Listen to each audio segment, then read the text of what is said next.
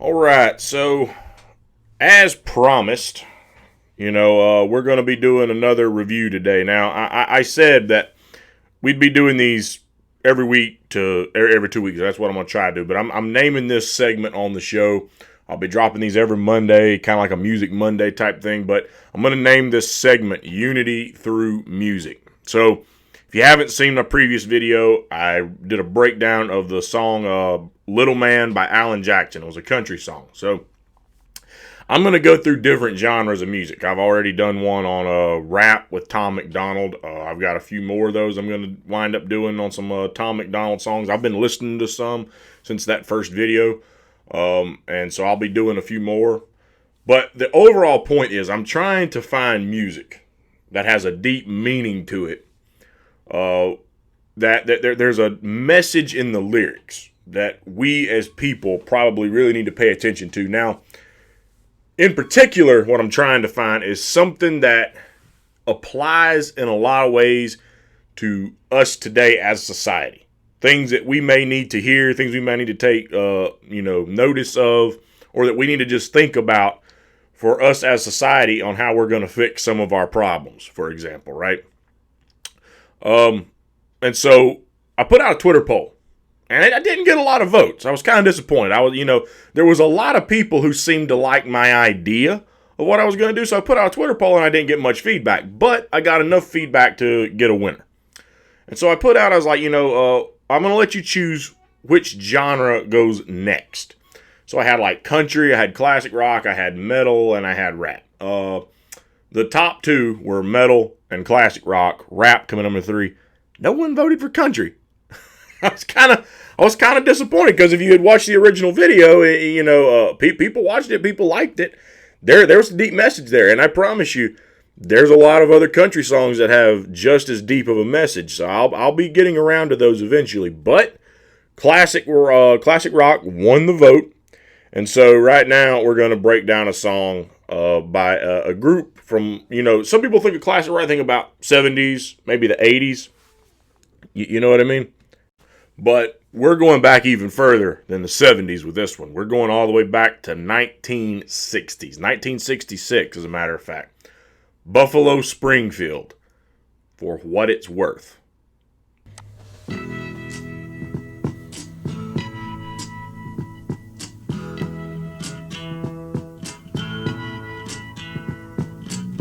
There's something happening here. What it is ain't exactly clear. There's a man with a gun over there, telling me I got to beware. I think it's time we stop, children. What's that sound? Everybody look what's going down.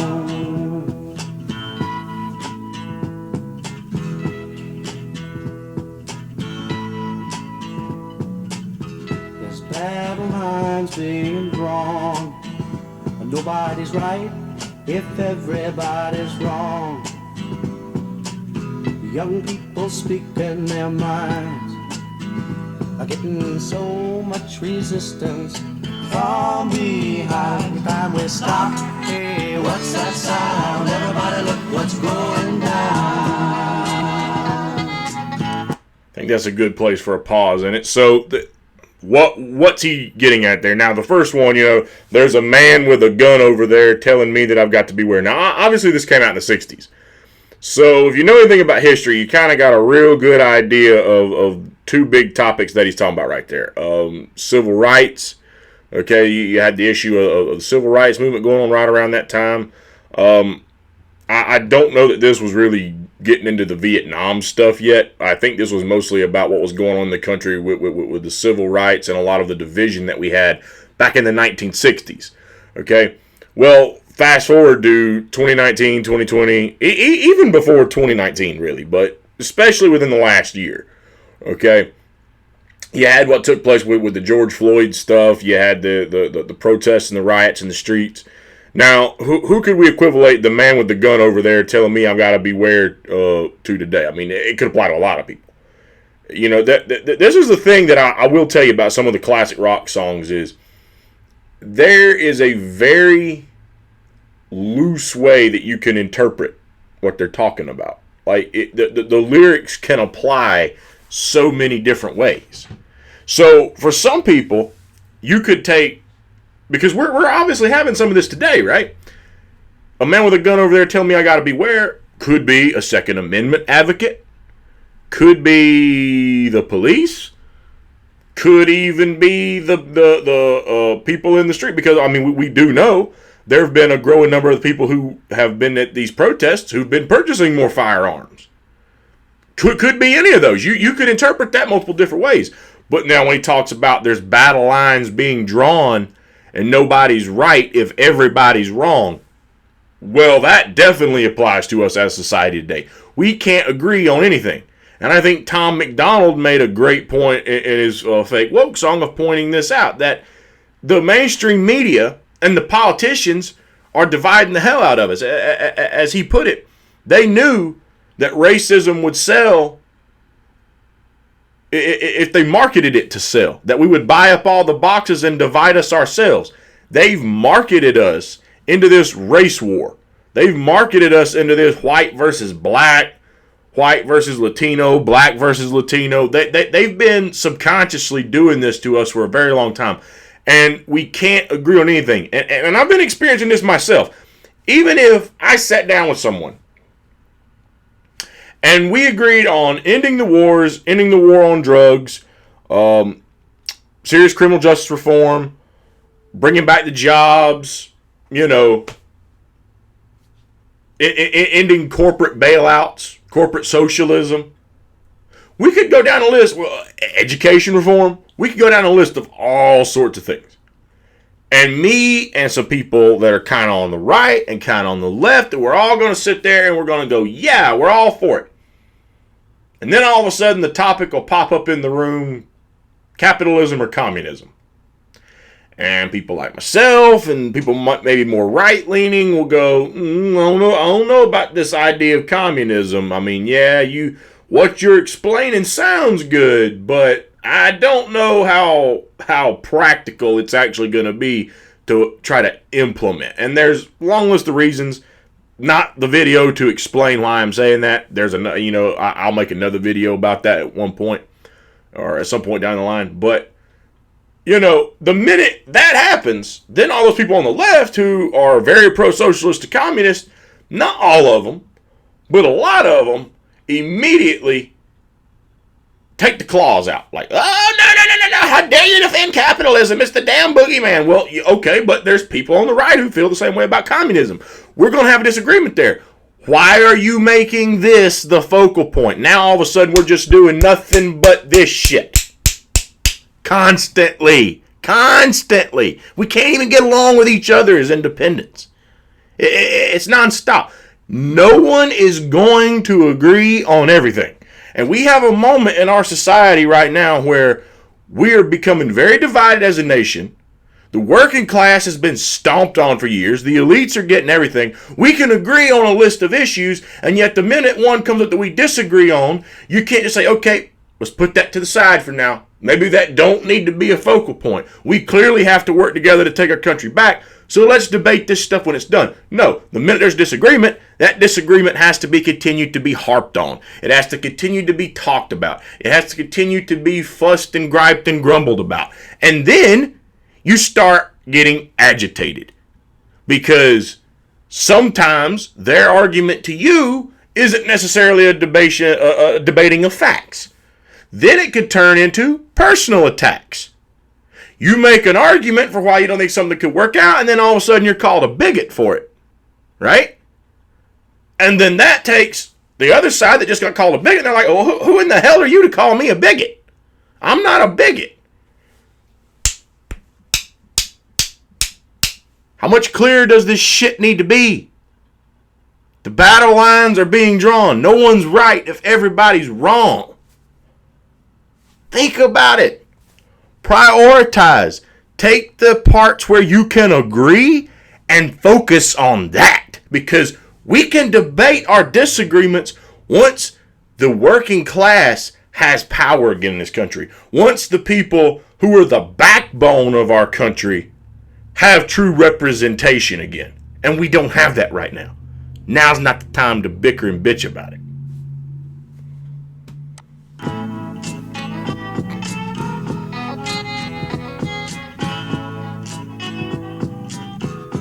What a field day for the heat. 1,000 people in the street, singing songs and they carrying signs, mostly say hooray for our side.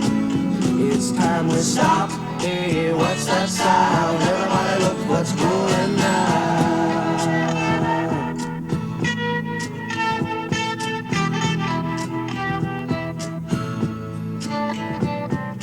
Paranoia strikes deep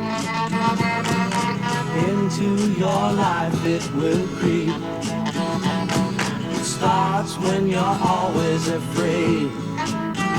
Step out of line, the man come and take you away. Did you hear that? Paranoia strikes deep. Into your life, it will creep. What's he saying? Paranoia is a very strong thing. So is there a coincidence that our government and the mainstream media have been pushing all this paranoia for a very long time? I mean, some people might say some of the stuff with the election was a form of paranoia too, but Russiagate? Anybody? Russiagate? How about this idea that white and black people just absolutely hate each other?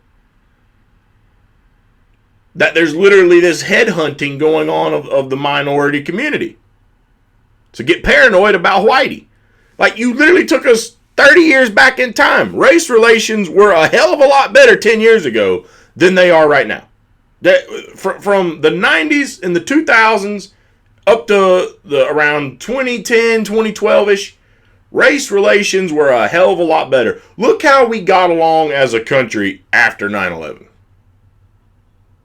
Did you see all this shit? Like that there was ad after ad after ad about, where people were covered in the dust ash, the ash dust post 9/11, and like everybody looks the same now. Like we don't even see the color anymore. Why are we bickering about this kind of crap? So is there do you really think that it's just coincidental that this stuff started getting pushed and now starts trying to divide people again? They're afraid of the people, the regular working class people coming together in this country, because if they ever did, it would be a big threat. Same reason they want to take away your guns. Make you paranoid about those guns. You'd be better off without them. Get rid of some of your First Amendment protections. Why should you be allowed to express freedom of speech online? Say, it's hate speech, it's hate speech. Like Tom McDonald said, there's a difference between hate speech and speech that you hate, Silicon Valley. First Amendment was there to protect the unpopular speech. Popular speech don't need protecting. If I said something that everybody agreed with, why would I be worried about anybody getting mad and trying to take me down for it? That's what the First Amendment's there for. But get rid of it, because you'll be better off without it. While you're at it, get rid of some of those Fourth Amendment too. Allow the FISA court to sign these dark, under the cover warrants to just come spy on you. Let the NSA spy on you all the time. Let's find out what you're really doing. Spy, spy, spy, spy, spy. All the damn time when the American people just violate your Fourth Amendment. But you'll be better off without that Fourth Amendment. You know why? Because we're going to stop the terrorists. Paranoia strikes deep. Into your life, it will creep. Starts when you're always afraid. Isn't that the very thing that allowed them to get by with all this? They gave you a fear. They gave you a fear. That fear led to paranoia. That paranoia made people turn to their leaders, to the alpha males that they elected and cited, whether you consider them to be actual alpha males or not. We're not debating that. But to turn to their leaders and say, help us, protect us. We don't want another 9/11. And these evil, corrupt assholes went, oh, we'll protect you all right. Deep, man. This shit came out in 1966. 1966. And how accurate is it for describing a lot of what we've got right now today?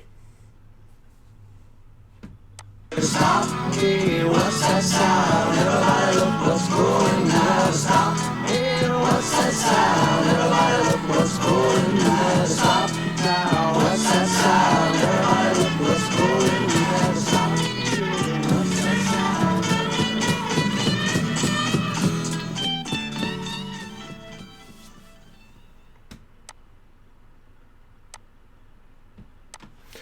So obviously that's, that's just kind of closing up everything.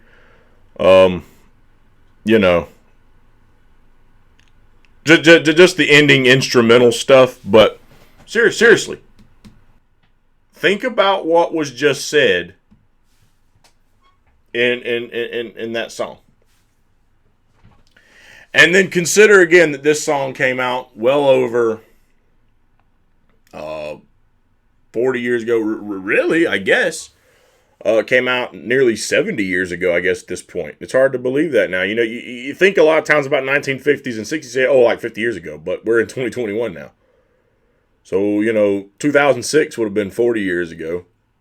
So 2016 was 50 years ago. So 50 years ago. So we're actively approaching 60 years right now since that song came out. 60 years. How accurate is it to what we got going on today? And that's kind of my argument when people tell me about these ideas for a society where we got to turn all this power back over to the people for sure, not have any kind of real elected leadership. In theory, I agree. And I am for all empowering the people, but I'm also able to realize we have a massive challenge in getting the people to have that level of intelligence to know what to do with that power. I mean, if we had a society that was that educated, why have we not been able to figure out how to stop this kind of stuff in 60 years? 60 years' time. And yet, what Buffalo Springfield wrote about could easily apply to a lot of what we see going around us today. We haven't learned anything in 60 years. We're still voting for Democrats and Republicans. They're still screwing us over. And you won't go vote for independents because you don't think they can win. I mean, it's like we're learning nothing. It's like we're learning nothing. It's a very, very deep song. And I think it's, again, the one thing about classic rock songs are their lyrics can be interpreted many ways in a lot of cases. It's a very unique way of speaking, especially for stuff around the 60s to the 70s, because, I mean, you got to think about it. These people were out there big time, okay? Having trips, stoner moments, okay? I mean, granted, am I going to sit here and say most musicians probably aren't doing that today? Of course they are, but it was a different time period. I mean, that was the heart of the hippie generation, man. And there was a lot of deep thought about societal issues like that going into the music in that time period. So you can listen to all that stuff. Like I'll tell you another one here.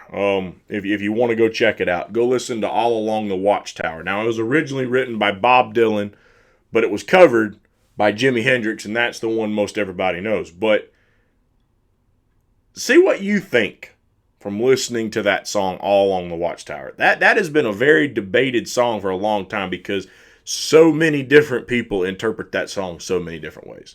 But listening to that, maybe you got a slightly different interpretation from it. But to me, when I hear that song, I hear 60 years ago, they're talking about a lot of the issues that we have in today's world. 60 years ago, and they still apply today. It's deep. It's deep. They say music is timeless, and I'd say especially for music that describes something over half a century ago that still sounds so true today. It's powerful stuff. It really is. So I hope you enjoyed this video. Again, I'm going to start trying to do this weekly. I got some more classic rock. But I think, because I've done a classic rock now, I've done a rap, and I've done country. Next week, metal came in number 2 on the poll, so I think I'm going to wind up going to something on the metal side. I got a couple in mind. I'm going to have to for sure decide which one I want to do, but I think metal's going to go next. But I got a lot of these planned up as the weeks roll on, so I hope you'll keep tuning in. If you enjoyed this, hit that like button. If you've got suggestions for some songs as well, drop suggestions in the comments, because I want to keep this thing going. I think, a lot of people listen to politics. Even my wife has said, if I could listen to politics in like the form of music, I'd probably care more about politics. More people care about music. Music has been a big influencer on society for a very long time, and I'm a fan of good music. And even if I don't necessarily care for the genre of music, if it's got a good message that I can understand and get behind, I'm willing to listen to it, because I like to hear that kind of message. So, and that's what I want to do this for, is put that music out there, put that message out there. Everybody can listen to it, take something away from it. And if this is something that we can build unity through, I mean, we can talk about the issues, but like I just said, you talk about certain issues, you agree on a list of them, and then all of a sudden you hit one you disagree on, and then bam, the clash begins. Not all the time, but a lot of the time. And so if we can avoid that kind of thing by just talking about these issues that we're going to be able to find agreement on and doing it through the form of music, I think that's a good thing to do. So again, if you like it, hit the like button, drop the comments below. We'll see you next time. Unity through music on the Lone Wolf Podcast.